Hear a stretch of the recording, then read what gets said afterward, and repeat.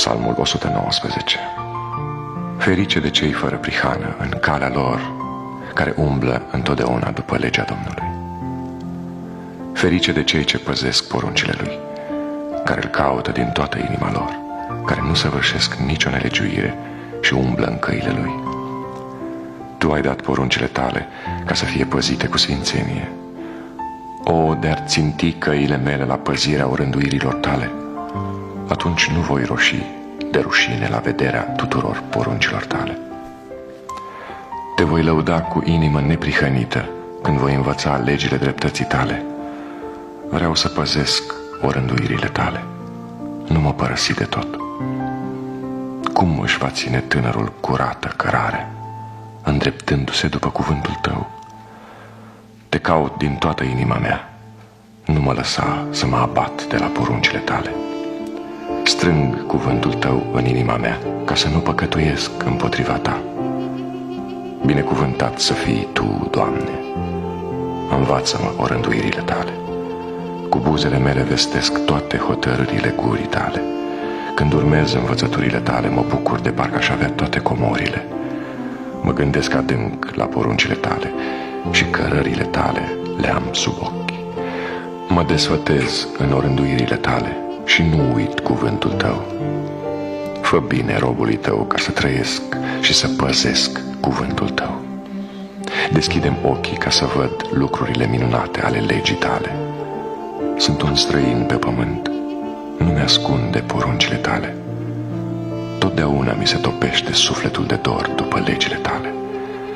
Tu mustri pe cei îngânfați, pe blestemații aceștia care se rătăcesc de la poruncile Tale. Ridică de peste mine ocara și disprețul, căci păzesc învățăturile Tale. Să tot stea voievozii și să vorbească împotriva mea. Robul Tău cugetă adânc la orânduirile Tale. Învățăturile Tale sunt desfătarea mea și sfătuitorii mei. Sufletul meu este lipit de țărână. Înviorează-mă după făgăduința Ta. Eu îmi istorisesc căile și Tu mă asculți. Învață-mă orânduirile Tale. Fă-mă să pricep calea poruncilor Tale și voi cugeta la lucrurile Tale cele minunate. Îmi plânge sufletul de durere. Ridică-mă după cuvântul Tău. Depărtează-mă de calea necredincioșiei către Tine și dă-mi îndurarea Ta ca să urmez legea Ta. Aleg calea adevărului, pun legile Tale sub ochii mei, mă țin de învățăturile Tale, Doamne, nu mă lăsa de rușine. Alerg pe calea poruncilor Tale, căci îmi scoți inima la larg. Învață-mă, Doamne, calea orânduirilor Tale, ca să o țin până în sfârșit. Dă-mi pricepere ca să păzesc legea Ta și să o țin din toată inima mea.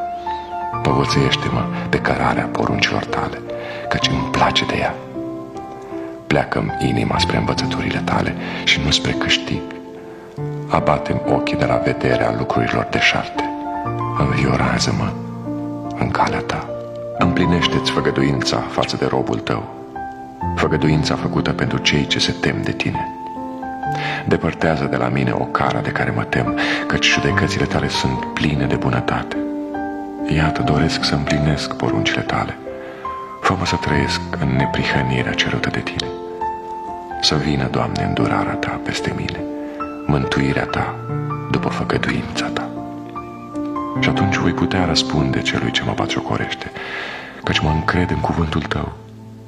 Nu lua de tot din gura mea cuvântul adevărului, căci nătăjduiesc în judecățile Tale. Voi păzi legea Ta necurmat, totdeauna și pe vecie. Voi umbla în loc larg, căci caut poruncile Tale. Voi vorbi despre învățăturile Tale înaintea împăraților și nu-mi va ruși obrazul. Mă desfătez în poruncile Tale, căci le iubesc. Îmi întind mâinile spre poruncile Tale, pe care le iubesc, și vreau să mă gândesc adânc la orânduirile Tale. Adu-ți aminte de făgăduința dată robului Tău, în care m-ai făcut să-mi pun nădejdea.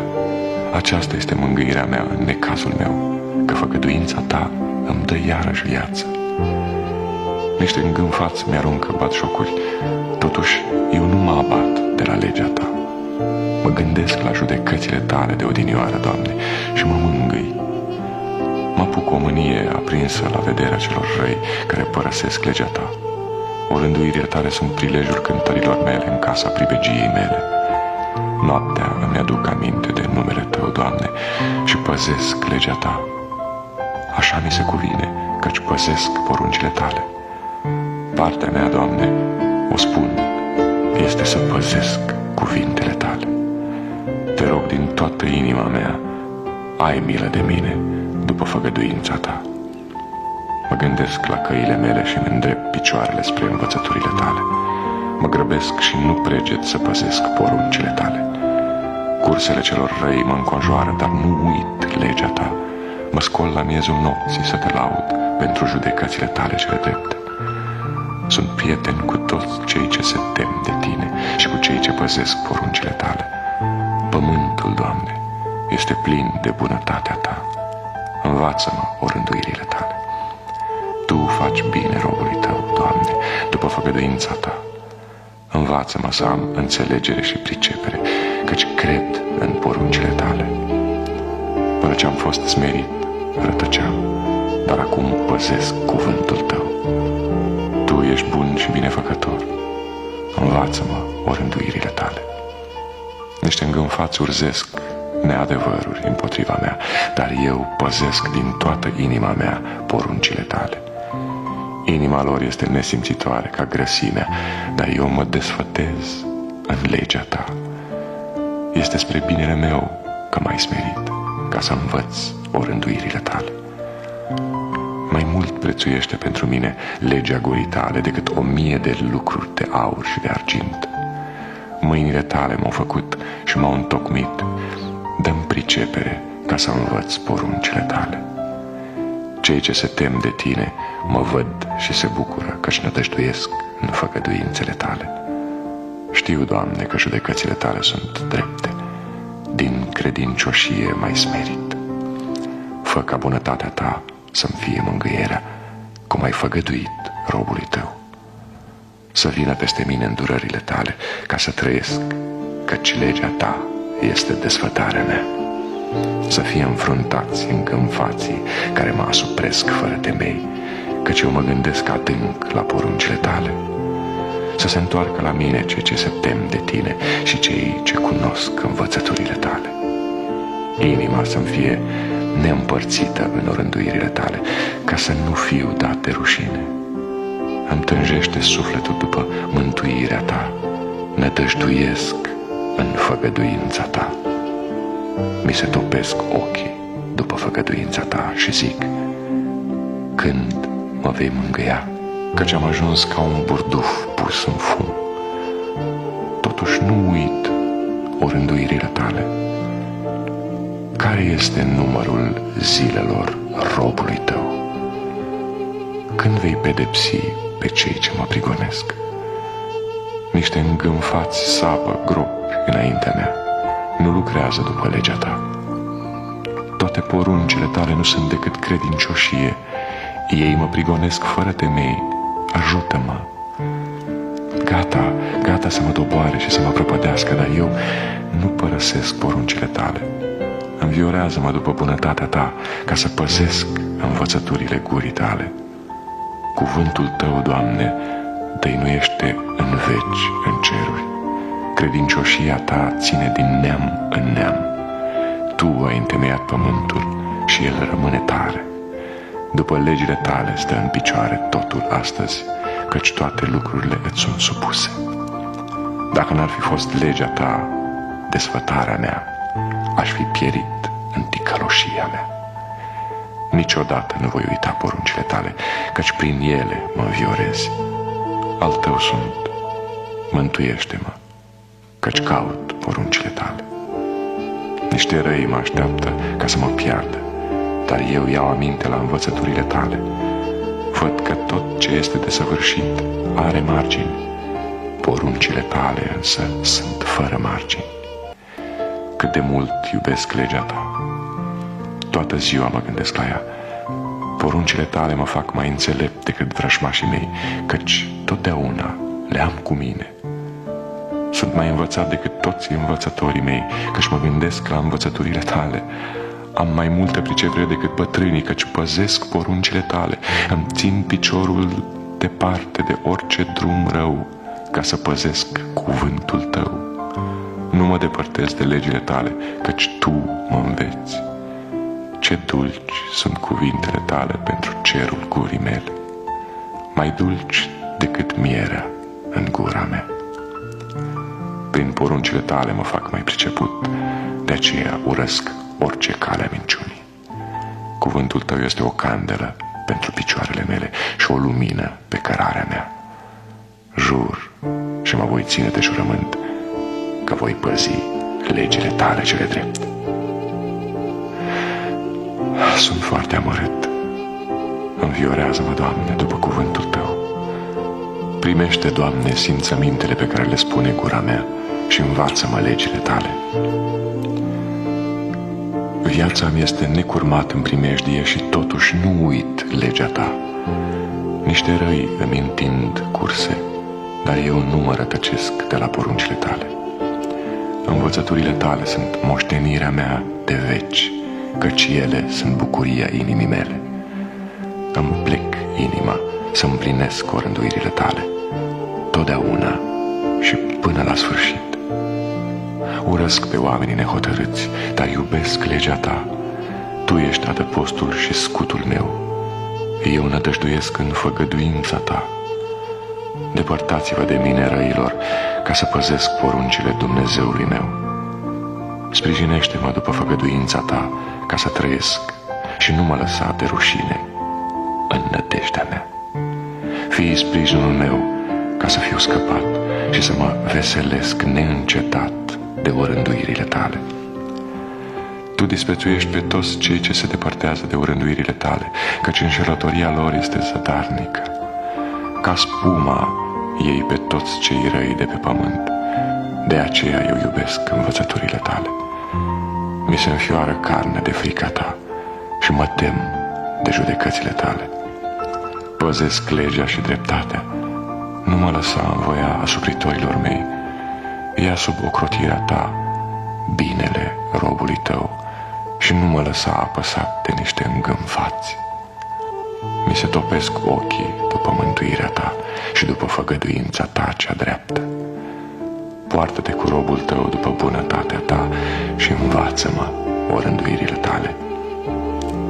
Eu sunt robul tău, dă-mi pricepere ca să cunosc învățăturile tale.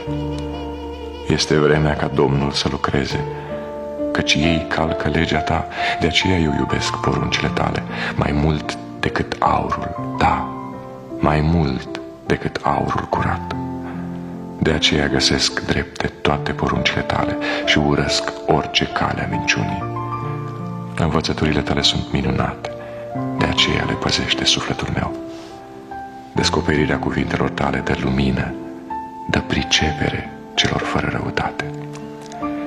Deschid gura și oftez, căci sunt lacom după poruncile tale. Întoarceți fața spre mine și ai milă de mine, după obiceiul tău față de cei ce iubesc numele tău. Întărește-mi pașii în cuvântul tău și nu lăsa nicio negregiuire să stăpânească peste mine. Izbăvește-mă de asuprirea oamenilor ca să păzesc poruncile tale.